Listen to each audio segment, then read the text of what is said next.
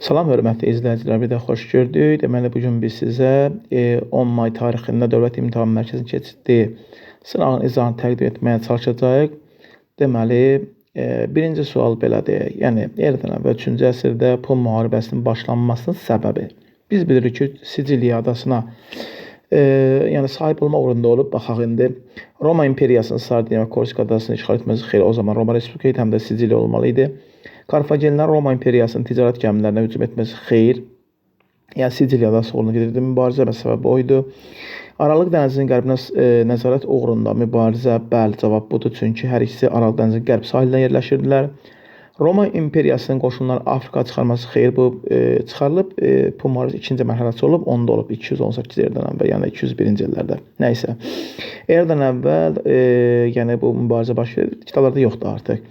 Edə baxırıq Romanın Asiya təbii sərvəti xeyr bu Avropa və Afrika dövlətləri arasında gedirdi. Ona görə doğru cavab məhz C bəndidir. 32-ci sual. Mərzban və satrap vəzifələri üçün ümumi cəhəti müəyyən edin.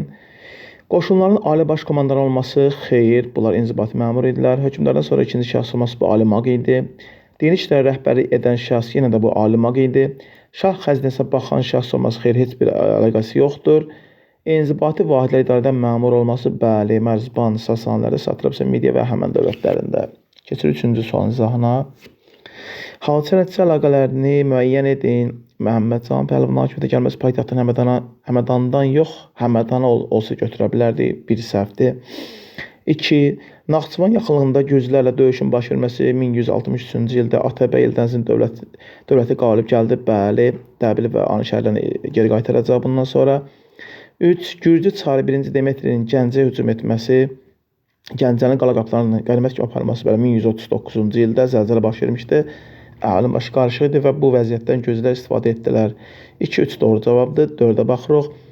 Monqolların Eldənizlər dövlətinə hücum etməsi, Eldənizlər dövlətinə süqut xeyr. Biz bilirik ki, 1225-ci ildə Monqolları Eldənizlər dövlətinə hücum edib. Hətta şəhərlərin dağıntılara məruz qalıb, xərac alıb. Amma süqutu 1225-ci ildə Xarəzmşah Cəlaləddin tərəfindən olub, Özbəyin ölümü və Təbrizin tutulması ilə. Onun üçün doğru cavab məhz 2 və 3-dür. C bəndi. 34-cü sual. Deyir ki, Şimali Azərbaycanda tarixi ilə bağlı 20-ci əsrin əvvəllərinə aid məntiqə tamamlayın. 1905-1907-ci illər inqilabının baş verməsi, çarizmin milli zülmə qarşı azaltı mübarizəsinin güclənməsi, milli demokratik hərəkatın yeni mərhələyə daxil olması, ilk ümumi tətillik baş verməsi bu 1904-dür. Əyalət əncümənlərinin yaranması bu Cənubi Azərbaycanda 1905-11-ci il inqilabına, Qafqaz canişinin ləğv edilərək bütün hakimiyyətin qubernatoru xeyr, xüsusi Cənubi Qafqaz komitəsinə verilib 1917-ci ildə bunun əlaqəsi yoxdur ümumiyyətlə zaman baxımından. Muxtariyyət tələblərinin irəli sürülməsi bu var idi. İlk milli ictimai siyasi təşkilatların yaranması bu ictimai təşkilat, siyasi təşkilat Müsəlman Gənclik Təşkilatı 1903-cü ildə yaradılıb. Ona görə doğru cavab məhz D bəndi olacaqdır. 35-ci sual deyir ki, Eylerven diaqramında əsasən uyğun bəldən müəyyən edin. İmam Mustafayev, Vəli Axundov və Heydər Əliyev. Deməli, 1 İmam Mustafayevdir, 2 Vəli Axundovdur, 3 də Heydər Əliyevdir və 4 olan oxşar cəhətidir. Baxırıq. Milli dəyərlərə diqqət artırması hər üçündə A oxşar gedəcək. Bakının Azərbaycan tərkibinə çıxarılması planını pozması 1-ə gedəcək, B 1-ə gedir. Çünki İmam Mustafayev bunu beynəlmiləl şəhər olması qarşısını almışdı. Yəni 1954-59-cu illərdə hakimiyyət dövründə, 1-ci Katibi dövründə. 2-ci Dünya müharibəsi illərində Respublikaya rəhbər etmişdi. Bu Mirzəcəfər Bağırovdur, aidiyyəti yoxdur. Yəni C-ni çıxırıq.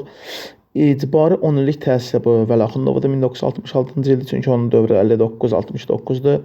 2000 hektardan çox ərazilərin ermənilərə verilməsi haqqında təsdiq edilmiş qərarın icrası, yəni may ayında təsdiq olmuş qərarı 69-cu ildə iyul ayında hakimiyyətə Heydər Əliyev buna imkan verməmişdi. Deməli, A gedir oxşara, B gedir 1-ə, deməli, D gedir 2-yə, E də 3-ə gedir. Məhz doğru cavab A bəndidir. Xəritədə ulduzla verilən şəhərlərin cədvəldəki şəhərlərlə ümumi cəhətlərini müəyyən edin. Burada Bərdə şəhəridir. Yadınızda saxlayın ki, həm Təbriz, həm də Bərdə, yəni çay üzərində yerləşir. Yəni çay işarəsi gördünüzsə, şimalda Göyçə gölünün cənubunda şərqə xətt çəkərək çay üzərindəki şəhər yerləşirsə, bu Bərdədir. Urmiya gölünün şərqində çay üzərində adı çay üzərində də Təbrizdir. Tərtər çay üzərində Bərdə, adı çay üzərində isə Təbriz yerləşir. Yəni bu cəhətdən bunu belə yadda saxlayın. Hal-hazırda işarələnmiş ərazi Bərdədir. Baxaq indi. Dəbildən fərqini soruşur. Ərəb canişini mərkəzi olması oxşardır. Fərqi deyil. O ümumi cəhətini soruşur. Üzrlü sayın. Deməli oxşardır. Əvvəl Dəbil, sonra Bərdə olub. 10-cu əsr Səlcuqlar tərəfindən yox, 11-ci əsr olsaydı deyə bilərdik. 12-ci əsr paytaxt şəhəri olmuşdur. Xeyr, əlaqəsi yoxdur. Deməli 1A bir neçə yerdə var, baxacağıq. Əmirlik mərkəzi olması Dərbənd, bəli, əmirlik olub, Məziyyədə əmirliyinin, düzdür. Deməli, 2-yə də A gedir. Liman şəhəri ola bilməz, çünki heç bir əlaqəsi yoxdur. Ərəb-Xəzər müharibələrinə qədər Cənubi Azərbaycanın yox, Şimali Azərbaycan mərkəzi olmuşdur. Deməli, 1-ə A, 2-yə də A gedir. Təbriz, Monqolların birinci yürüşü zamanı tutulması, Monqolların yox, xeyr, tutulmayıb, Xərəcəyev xilas olub. 10-cu Slavyanlar tərəfindən tutulması Bərdiyə aid olsa da Təbrizə aid deyil. Müəyyən müddət Şirvanşahların hakimiyyəti altında olması, bəli, 10-cu əsrdə Şirvanşahlar Bərdəni tutublar və yaxud da Qarabağ xeyriyyət hissəsini İbrahim tutmuşdu, yəni 1-ci İbrahim. Eyni zamanda 1406-cı ildə İbrahim bəli tutmuşdu. 1-ə A, 2-ə, 3-ə də C, məhz doğru C bəndidir. Tarixi proseslərin məntiqi arıcılığı tamamlayın. Konstantinopolun fəth edilməsi. Avropada ilk dəfə kağız yox, ola bilməz. Osmanlı Kiçik Asiya və Suriyadan keçən ənənəvi ticarət yolları nəzarəti öz əlinə alması, deməli B. 2-ə B gedəcək. 2-ə B. Baxırıq. Avropa tacirlərinin və səyyahlarının yeni yollar axtarmağa başlaması, Cənubi İtaliya şəhərlərinin Araq dənizli ticarət öz əllərinə alması yox, böyük rökeşlərin başlanması, bu da D olacaq. Sonraki işğalların son olması, başlanması olsa götürə bilərdik. Məhz doğru cavab E bəndidir. Xilafət Azərbaycanda mövqeyini möhkəmləndirmək üçün köçürmə siyasətindən fəal istifadə edirdi. Xilafət qoşunları Azərbaycanı tutduqdan sonra Kufə, Bəsrə və Suriyadan ərəb tayfalarını ölkəmizə köçürdü. Xilafətin mətnində bəhs olunan siyasəti Azərbaycanda feodal münasibətlərin yaranmasına səbəb xeyr, o 3-cü yaranmışdı. Xilafət 7-də gəlib, heç bir əlaqəsi yoxdur. Xilafətə qarşı narazılıqlar səbəb oldu. Bəhs olunan siyasəti bəli narazılığa səbəb olmuşdu. Köçürmə siyasəti bu doğrudur. Azərbaycan dini pərakəndə yox, xeyr, İslam dininin güclənməsi səbəb olub, bunun əlaqəsi yoxdur. Uğursuzluqla nəticələnərək ərəb ailələri geri qayıtması xeyr, türkləşməsi yazsaydı götürə bilərdik, geri qayıtmayıblar. Yerlərin böyük hissəsinin ərəbləşməsi ilə xeyr, gələnlər türkləşdilər, daha doğrusu. Xilafətə qarşı narazılıq, bəli, 5 narazılıq var idi ki, ağır vergi, məmur özbaşınalığı, köçürmə, yerli feodalların mülk və imtiyazın əllərinə alması, bütün bunlar, yəni üsyanların əsas səbəbləri idi. Məhz doğru cavab B bəndidir. Eradan əvvəl 39-cu sualda, eradan əvvəl 8-ci əsrin ikinci yarısı Roma və Manna dövlətlərinin idarəçilik sisteminin ümumi cəhəti seçki yolu hakimiyyətə gəlməsi ola bilməz. Çünki ikinci yarısını soruşursa, artıq irsən keçməyə başlamışdı.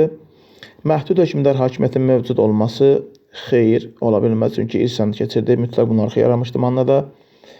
Deməli, senatın fəaliyyət göstərməsi xeyr, Ağsaqqallar Şurasının fəaliyyət göstərməsi məhz doğru cavab D bəndidir.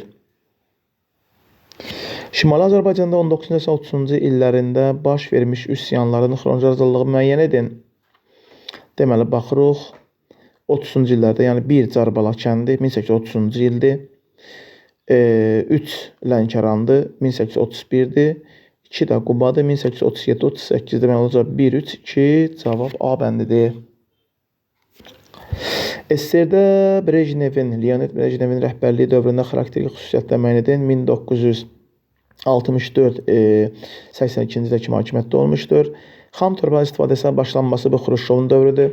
Ordunun və təhlükəsizlik orqanlarının rolunun daha da artırması müəyyən qədər götürülə bilər, amma baxacaq sualın davamına. İlk dəfə 5 illik planlaşdırmanın həyata keçirilməsi xeyr, bu Stalin dövrüdür. Buna götürə bilmərik. Stalin şəxsində Pələstin kəskin təqlid edilməsi bu Xruşşovun dövrüdür. Xam mal ixrac etmə siyasətinin güclənməsi. Cavab burada ola biləcək 2 ilə 5, o da B bəndidir. Azərbaycan Xalq Cümhuriyyətinin mədəni quruculuq siyasətində gördüyü tədbirlərə aiddir, mədəni istəyir. İlk radiostansiyanın işə başlaması 1926-da bu Azərbaycan SSR dövrünə düşür. Dövlət teatrının təşkil edilməsi bəli mədəni tədbirdir.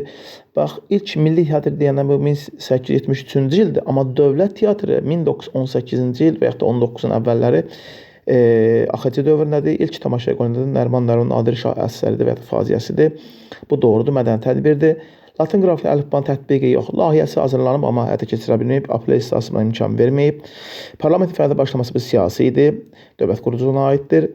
Savadsızlıqla mübarizə üçün xüsusi komitənin yaradılması bu da 1923-cü ildə məhz Azərbaycan SSR-də olub, ona görə də məhz doğru cavab B-dir. Qəzvin Səfəvi dövlətinin paytaxtı olduğu dövrə uyğun gəlir 1555-98-ci illər, yəni müddətdə təmas köçürüb, Abbas da Qəzvindən İsfahana aparıb. Əfqanların İsfahan şəhərinə əl keçirilməsi xeyri bu İsfahan dövrünə düşür. Şah 1. Abbas Təbriz Osmanlıların geri alması bu da İsfahan dövrüdür 1603-cü ildir çünki. Şəki hakimliyi müstəqilliyinə son qoyulması 1551-dir, Qəzvindən əvvəldir. Niyazabad yaxınlığında döyüşdə Səfəvilərin qələbə qazanması bəli 1583-cü ildir. Bu da məhz Qəzvin dövrünə düşür. Cavab D bəndidir. Buğur qalası da 54-dür, yəni 55-də köçürülüb. Ona görə bu da uyğun gəlmir. Doğru cavab D bəndi oldu. Azərbaycan Respublikasında Heydər Əliyevin hakimiyyət dövründə keçirilmiş sosial-iqtisadi tədbirlərə aid uyğunluq müəyyənədir. Kürd Azərbaycan Respublikası deyir. Azərbaycan rəhbərlik dövründə isə götürə bilər. Kürd 1971-dir. Ona görə bu uyğun gəlmir. Bakı Tbilisi Ceyhan boru kəməri haqqında sazişin imzalanması bəli 1999 sosial-iqtisadidir. Bəli. Haqqında qanunun qəbul edilməsi bu da sosial-iqtisadidir. Baxacağıq deməli BC deməli 2-yə baxırıq. Sosial-iqtisadi islahatın ikinci mərhələsinə, üzr istəyirəm, birinci mərhələ istəyir, yəni birinci mərhələ ona fikir vermədim, deməli 1993-97-dir, ikinci mərhələ isə 1998-2002-dir, üzrlü sayın tarixə fikir vermədim. Deməli, birinci onda bu olacaq, 1C olacaq. Dünya iqtisadiyyatının inteqrasiyanın genişləndirilməsi bu da birinciyə düşür, ikincidə də daha doğrusu var. Azərbaycan Dövlət Neft Fondunun təsis edilməsi bu 99-dur. Deməli, bütün çadır şəhərciklərin ləğv edilməsi bu 2007 düşmür. Deməli, 1-ci 2 olacaq, 1-ci 2 olacaq AB. Cavab E bəndidir. Teymurilər dövlətinin Ağqoyunlu dövləti ilə oxşar, Qaraqoyunlu dövlətindən fərqli xüsusiyyətləri idarə etməyi tənzimləmək üçün qanunlar toplusunun tərtib edilməsi. Qanunlar toplusu bəli, hər ikisində olub. Amma Qaraqoyunlularda belə bir şey yoxdur. Yəni Teymuri qanunları və Ağqoyunlu üzrəsində qanunnaməsi var. Bunu götürəcəyik. Qızıl Ordu dövlətinin hücumlarına məruz qalması Ağqoyunlu qalmayıb. 16-cı süqut etmələri bu da var. 1503-1507-ci illər 1-3. Rəqiblərə qarşı müharibədə Şirvanşahlarla müttəfiq olması bəli, biri Qızıl Orduya və yaxud da Osmanlıya qarşı Teymurilər istifadə etmişdir. Biri də elə Teymurların özünə və eyni zamanda məhz Ərdəbil hakimiyyətinə qarşı Şahdağ döyüşündə. Məhz doğru cavab deməli Şirvanşahlardan istifadə etməsi daha doğrusu Qaraqoyunlularda da var. Üzrlü sayın Cahanşahın dövründə Samur döyüşü yadına düşdü. Osmanlı ordusunun məğlub edilməsi bəli. Cavab olacaq 1-3-5. Cavab C bəndidir. Biraz diqqətdən yayınlar üzrlü sayın. Klassik feodalizm dövründə yaranmış dövlətlər. Klassik deyəndə 11-15-də nəzərdə tutulur.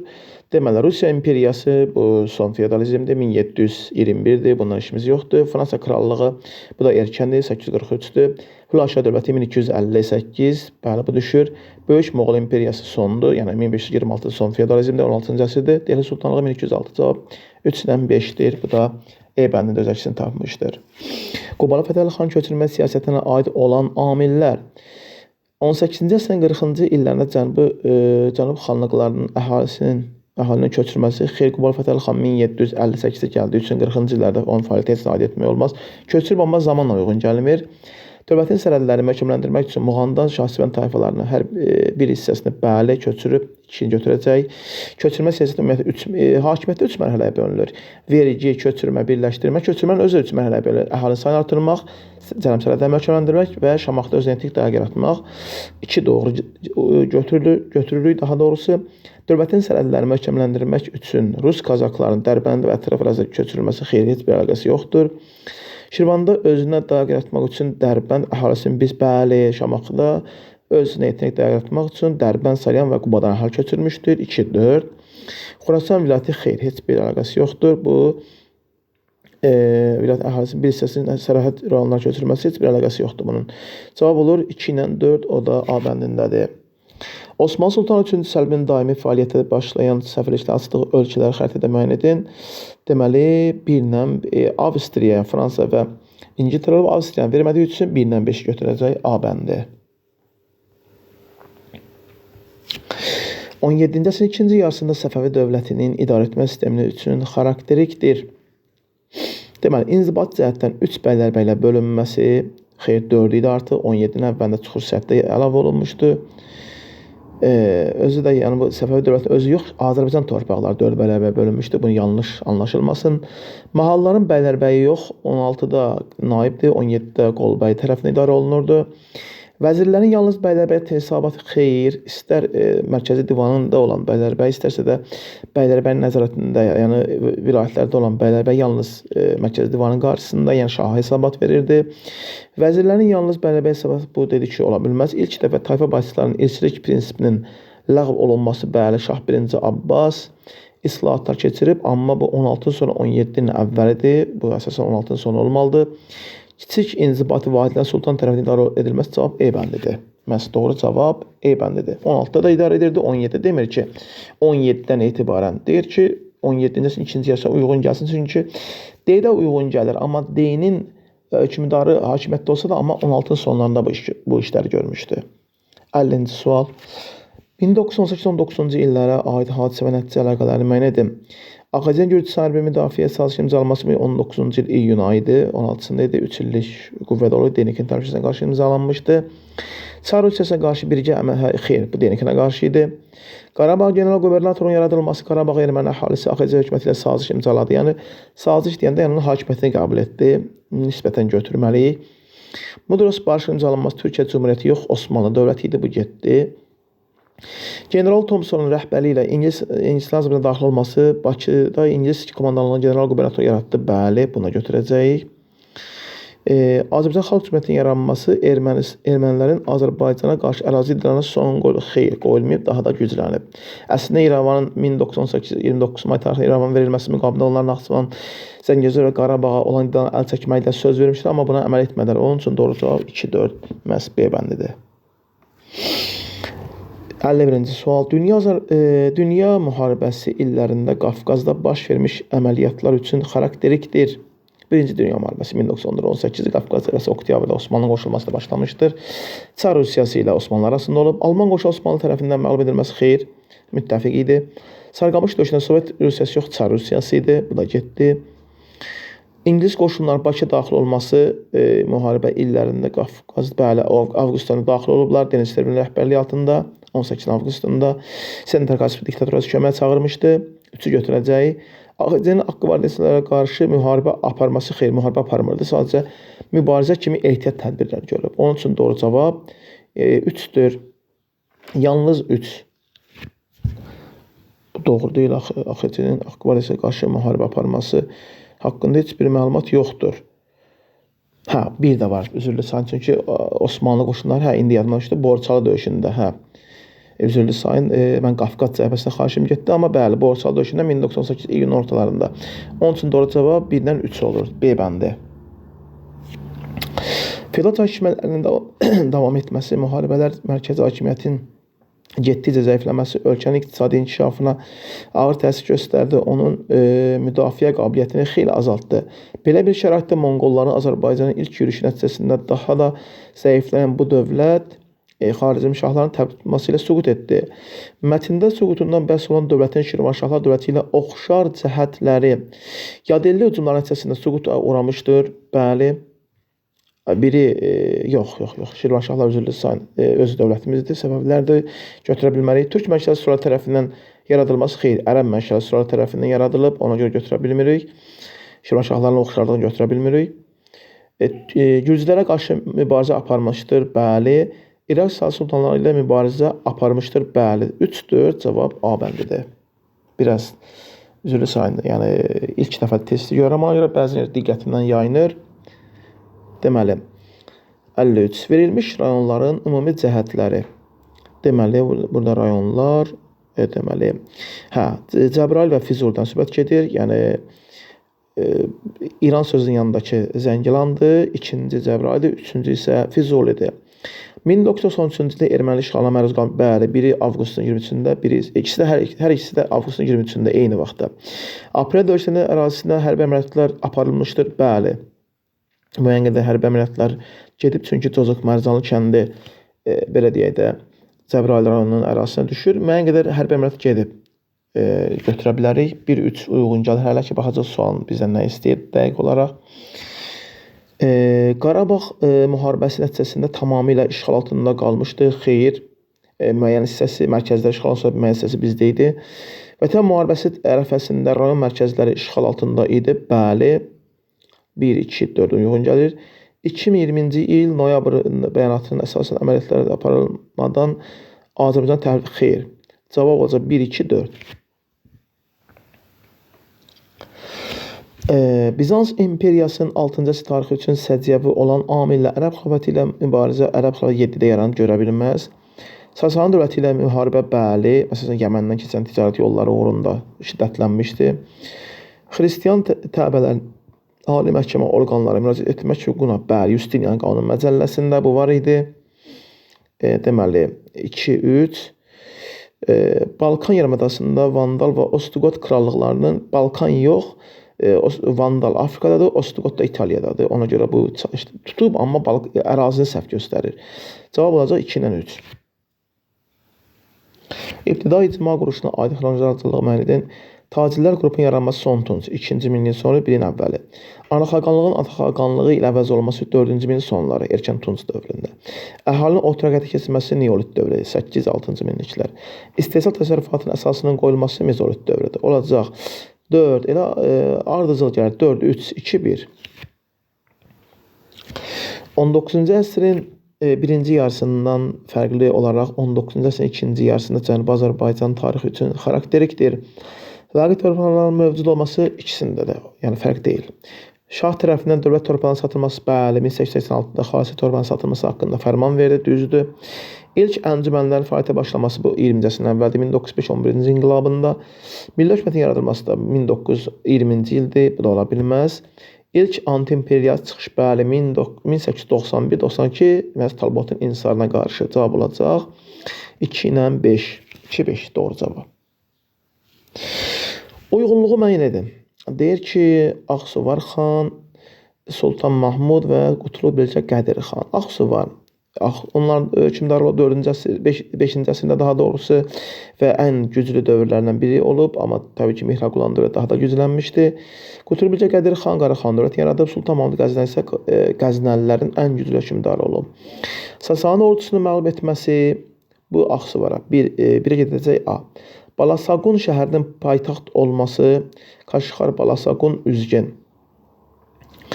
Deməli, Balasaqun. Dəndən Kaşqar, Balasaqun, Kaşqara köçürülməsi Satıq Buraxan dövrüdür. Balasaqun ola bilər dövrünü paytaxt baxacaq. Dəndəşən döyüşündə iştirak etməsi bu Sultan Məsud ola bilərdi. Qaraxanlı dövlətinin hökmdarı olması 2-də gedəcək. Oğuz sazı tayfalarının Xorasanda yerləşməsinə icazə verməsi bu da Mahmuda gedəcək. Çünki orada konkret Balasaqun yazılmayıb.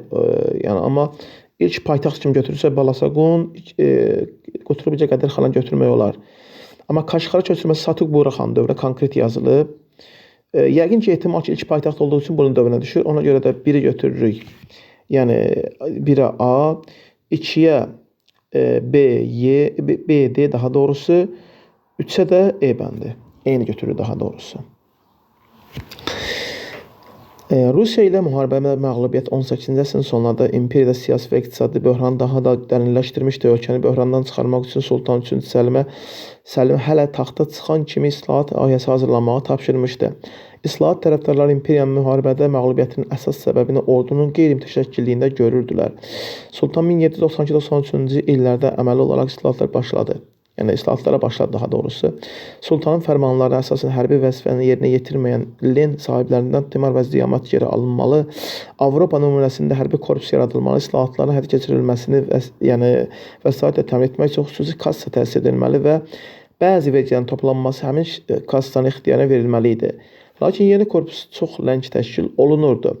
Məmmədə bəhs olunan Sultanın dövründə Osmanlı nəzarətində olan Misirə hücum edən dövləti, adını yazım Fransa dövləti idi, Napolyon idi.